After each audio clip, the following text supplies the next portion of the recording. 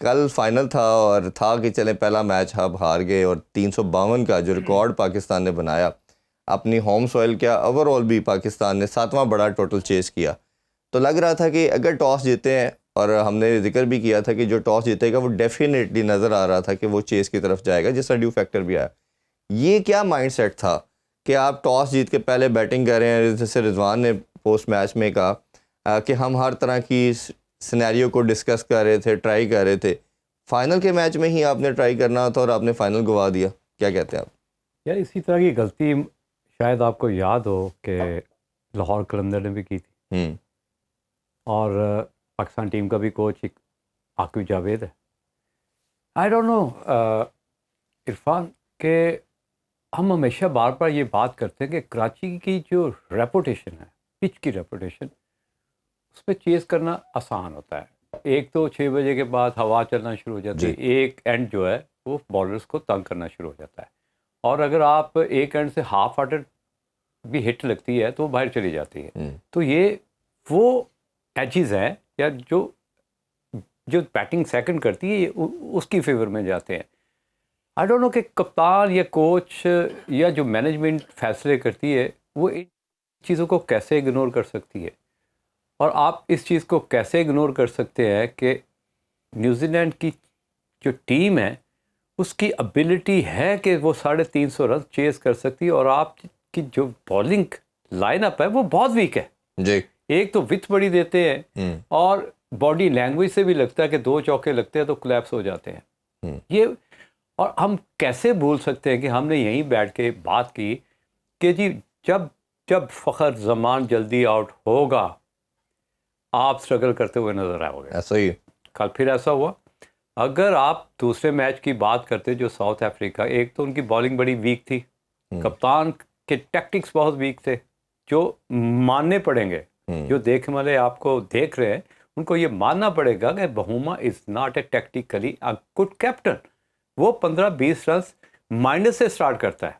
ये वो basically loop holes है जिस पे नॉर्मली मेजॉरिटी आप देखने वालों की नज़र नहीं जाती। अगर यहाँ बात करें हम सैनिटर की, उस टैक्टिकली 20 रन प्लस है, क्योंकि उसके जो डिसीजन है या बॉलिंग चेंज है या एंड चेंज है, इस वंडरफुल। मज़ा आता है कि अपने आप पे प्रेशर ले रहा होता है, जहाँ पे ज़रूरत पड़ती है खुद आता है बॉलिंग करने के लिए, और वो मोमेंटम जो कि लगता है कि अभी रन स्टार्ट हो जाएंगे, वहाँ पे फिर वो मोमेंटम को ब्रेक करता है, और ये एबिलिटी और कप्तान का जो प्रेशर है उसको कैरी करने के बाद उस तरह का डिलीवर भी कर रहा है। बिल्कुल। तो ये वो सारी चीज़ें हैं जिसको मैं समझता हूँ कि जिस तरह बाबर की भी यहाँ अगर बात कर लें कि जी ओपन करवा दी, और उसने अगले दिन ये स्टेटमेंट दिया, I am very surprise Babar Azam कि आपने ये स्टेटमेंट दिया कि मैं अपनी कौम की खातिर नंबर ओपनिंग कर रहा हूँ। तो ये आपका स्टेटमेंट बिल्कुल गलत है। आप एक प्रोफेशनल हो, आपको जो रोल दिया जाए वो आपको निभाना पड़ेगा। You are paid for it, इसमें तो वैसी बात नहीं है। शहनवाज भाई, आपको भी शामिल करते हैं गुफ्तगू में।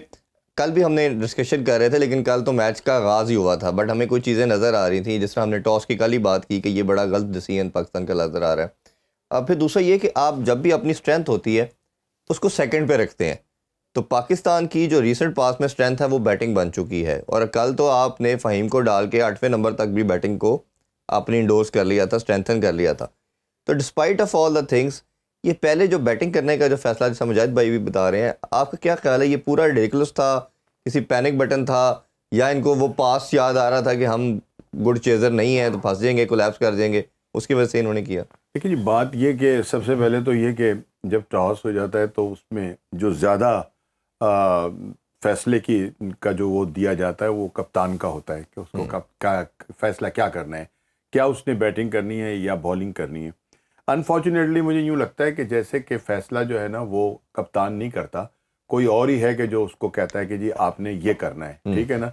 क्योंकि कुछ एक आज फतूहात ऐसी होती हैं कि जो मिल जाती हैं, उससे लोगों का दिमाग ख़राब हो जाता है और ये समझते हैं कि शायद वही अक्ले कुल हैं और उन्हीं को सब कुछ जो है ना वो आता है, बाकी सब के सब जो है वो बेवकूफ़ हैं, ठीक है ना। तो जब आप सिर्फ एक ही बंदे की मतलब वो हुक्मरानी चलेगी तो फिर नताइज ये होते हैं जो हो रहे हैं। दूसरी बात ये कि हम ना इंडिविजुअल के ऊपर जो है ना वो बड़ा बिलीव करने लग गए कि अगर तो देखें ना, अगर फखर नहीं करेगा कुछ तो फिर कुछ भी नहीं होगा।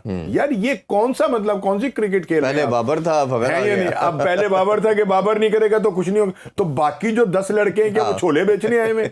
वो क्या मतलब, वो मतलब को गंडेरी लगा के खड़े हुए हैं वो वहां पर?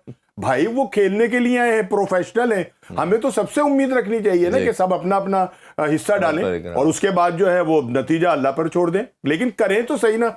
अगर पहले से हमारा माइंड ये होगा ना कि यार फला बंदा अगर नहीं खेलेगा ना तो फिर कुछ नहीं होगा, तो फिर भाई ऐसे ही होगा जैसे होता है।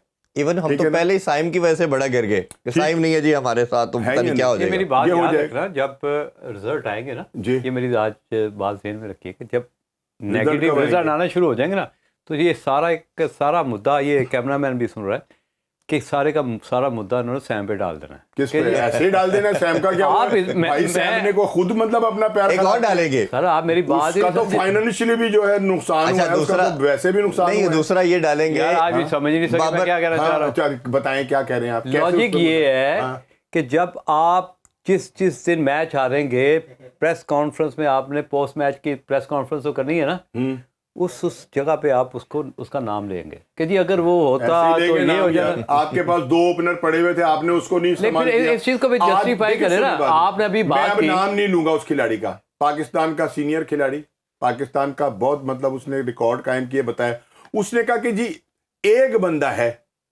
जो अपनी जिद के ऊपर कायम रहता है और वो जो है वो हटता ही नहीं है। आकिब का नाम ले लें। आकिब जावेद साहब, में आने लगा था वहीं, ठीक है ना।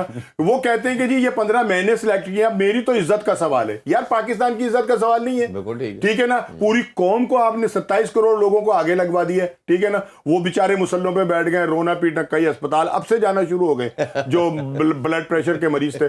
आप अपनी जात के लिए जो है वो अड़ गए कि आप नहीं जी, हमारे पास जो 2 बंदों का तब्दील करने का टाइम था वो आपने अपनी अना की भेंट चढ़ा दिया। क्यों? वजह, ठीक है ना। अच्छा, यहाँ पे मेरा यहाँ पे एक सवाल है। मैंने यहाँ पे बैठ के एक बंदे की फॉर्म को यूज करने के लिए बोला, वो कौन था? नुमान। कि यार रखो यार, नुमान और साजिद दोनों की बात नहीं साजिद की मैंने कभी बात मैंने साजिद की मैंने साजिद की इसलिए नहीं की कि उसको बैट स्विंग में ये एरिया, लेकिन 7वें नंबर पे वो बैटर भी बड़ा तगड़ा है, नुमान भी करता है। अभी मुझे एक बात बताएं, आपसे एक सवाल है, ये 2 मैच जीते हैं जो न्यूजीलैंड ने, किसकी वजह से जीते? डेफिनेटली स्पिनर की वजह से। स्पिनर ने आके आउट किए हैं, बिल्कुल ऐसे ही। रन्स भी कंटेन किए। मैं तो हमेशा कहता हूँ पाकिस्तान अगर 2 सिर्फ इस स्क्वाड के अंदर 2 चेंजिंग कर लेता या की जाती, एक स्पिनर एक्स्ट्रा डालते, एक रेगुलर ओपनर डालते, कुछ हमें रॉकेट साइंस करने की जरूरत ही नहीं थी। आप पे प्रेशर भी कम रहता, प्रेशर भी कम रहता। हम फहीम पे बोलते साइम की जगह पे आपका डायरेक्टली आता था इमाम, ठीक है। रेगुलर ओपनर थोड़ा सा स्लो है, उसको कंपनसेट एंड में कर सकते थे। और दूसरा आप कंपनसेट करना था, आपने जहाँ 3 पेसर खिला रहे हैं, आप देखें जब खान साहब कहते होते थे जब 6 बैटर कुछ नहीं ना करेंगे तो 7वां भी कुछ नहीं करेगा, ठीक है। क्रिकेट में होता ही ऐसे ही है।